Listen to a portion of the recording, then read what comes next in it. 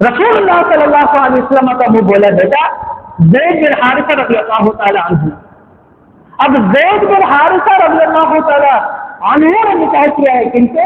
رسول اللہ صلی اللہ علیہ وسلم کی پھپھی کی بیٹی زینب بنت جحش رضی اللہ تعالی عنہا سے. یہ رسول اللہ صلی اللہ علیہ وسلم کی پھپھی کی بیٹی تھی، پھپھی ذات تھی. آپ نے اپنی پھپھی ذات کی نکاح جو کروایا آپ نے کن سے کروایا؟ جو آپ کا منہ بولا بیٹا تھا، زید بن حارثہ رضی اللہ عنہ. اب جن لوگوں نے تفاسیر کے اندر لکھا ہے قرآن کریم سورہ احزاب کی آیات میں کہ رسول اللہ صلی اللہ علیہ وسلم حضرت زینب رضی اللہ عنہا کے گھر میں گئے تو وہاں زید بن حارثہ نہیں تھے، تو زینب کو دیکھا تو ان کی خوبصورتی سے مائل ہو گئے اور دل میں چاہتے تھے نکاح کروں. تو اس وجہ سے جو ہے پھر جب زید بن حارثہ آئے تو ان کو یہ بات ان کی گھر والی نے بتایا، اور جب پھر وہ رسول اللہ صلی اللہ علیہ وسلم کے پاس آ کر کہنے لگے کہ اگر آپ چاہیں تو میں طلاق دے دوں، آپ کہتے نہیں آپ ان کو اپنے نکاح میں رکھے، اللہ سے ڈرے. لیکن دل میں یہ تمنا تھی کہ نکاح کروں، یہ بات بالکل ہی غلط ہے. تو ایسے ثابت نہیں ہے.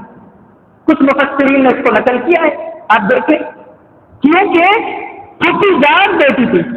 اب پھپھی ذات بیٹی تھی تو ان کی خوبصورتی کیا واقف تھے؟ یہ نہیں کہ آپ نے پہلی مرتبہ دیکھا، ایسا نہیں، یہ بات ہی غلط ہے کہ آپ نے پہلے دیکھا نہیں تھا، یہاں دیکھا تو آپ مائل ہو گئے. یہ بالکل بات ہی غلط ہے، سنا سے غلط ہے. اور پھر آپ نے اپنی پھپھی ذات کا نکاح خود ہی اپنے غلام منہ بولا بیٹا زید بن حارثہ سے کروایا تھا، خود ہی آپ نے کروایا تھا. تو صحیح بات یہ ہے کہ جو قرآن کریم سورہ احزاب کی آیات ہے وہی تقول للذی انعم اللہ علیہ وانعمت علیہ امسک، کہ اس وقت کو یاد کرو جب آپ اس شخص کو کہہ رہے تھے جس پر اللہ نے انعام کیا. وہ انعام کیا ہے؟ محمد رسول اللہ صلی اللہ علیہ وسلم کے گھر میں اس کی پرورش ہو رہی ہے، زید بن حارثہ رضی اللہ عنہ کی. اللہ نے اتنا بڑا انعام کیا ہے کہ بچوں میں سب سے پہلے اسلام قبول کرنے کی توفیق عطا فرمائی ہے. وانعمت علیہم، اور آپ کو بھی اس پر انعام کیا، آپ نے اپنے بیٹوں کی طرح اس کو سمجھا. اور آپ ان سے کہہ رہے ہیں کہ امسک علیہ کا زوج، اپنی بیوی اپنی زوجہ کو اپنے پاس روک کے رکھ. اب یہ اس کی جو شان نزول جو بیان کی گئی ہے میں نے آپ کو بتا وہ غلط، وہ کسی بھی صحیح طرح سے ثابت نہیں. اور بتانے کا مقصد یہ ہے کہ تفاسیر کے اندر پڑھ کر کوئی یہ نہ کہے کہ اچھا یہ تو چیز آ گئی ہمارے سامنے، وہ بالکل سندن غلط ہے، ثابت ہی نہیں. اور صحیح جو ثابت ہے وہ یہ ہے کہ ان دونوں کا مزاج آپس میں بن نہیں رہا تھا، زید بن حارثہ کا اور زینب بنت جحش کا آپس میں ان کا مزاج مل نہیں رہا تھا.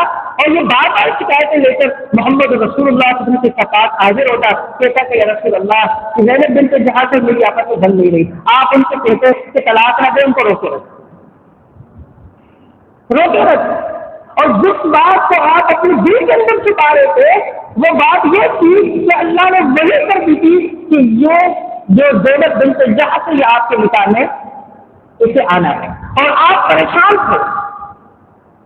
پریشان تھے کہ اگر یہ میرے نکاح میں آ گئی تو لوگ تو طرح طرح کی باتیں کریں گے کہ محمد نے تو اپنے بہو سے نکاح کر لیا.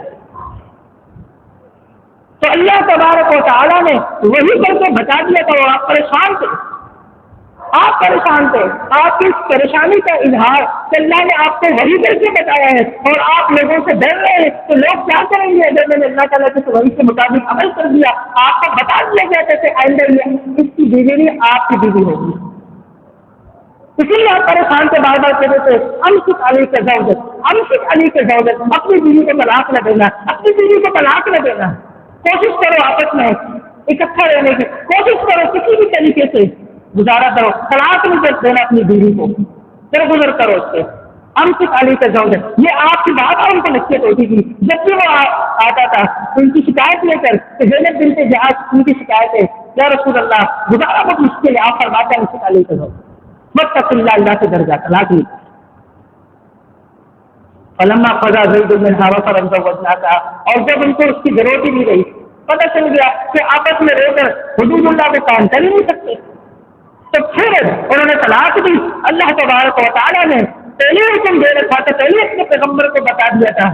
اور پھر جب لوگوں میں اللہ رب العالمین نے ایک چیز جو بالکل اس کا تصور ہی نہیں کیا جاتا، اللہ نے اس کو اپنے پیغمبر کے عمل سے ختم کرنا تھا. وہ یہ کہ ایک مرتبہ جس کو یہ جب یہ بیٹا ہے تو وہ سگا بیٹا ہے اور اس کی بیوی سگی بہو کی طرح ہے. تو اللہ رب العالمین نے اس سلسلہ کو سرے سے ختم کروایا. اور ختم کیسے کروایا؟ اپنے پیغمبر کے قریب سے، اس کے عمل سے، اس کے فعل سے. اور اللہ تبارک و تعالیٰ نے ایسا فرمایا من اصلابکم، تمہارے وہ بیٹے جو تمہاری پیٹھ سے ہے ان کی حلائل جمع خلیلہ کی یعنی بیوی، تمہارے بیٹوں کی کہ تمہاری پشت سے ہے ان کی بیویاں تم پر حرام ہے، جو تمہارے پشت سے نہیں ہے. تم نے ان کو بیٹا قرار دیا، ان کی بیوی نہ وہ تمہارا سگا بیٹا رہا ہے، نہ وہ اس کی بیوی تمہاری بہو.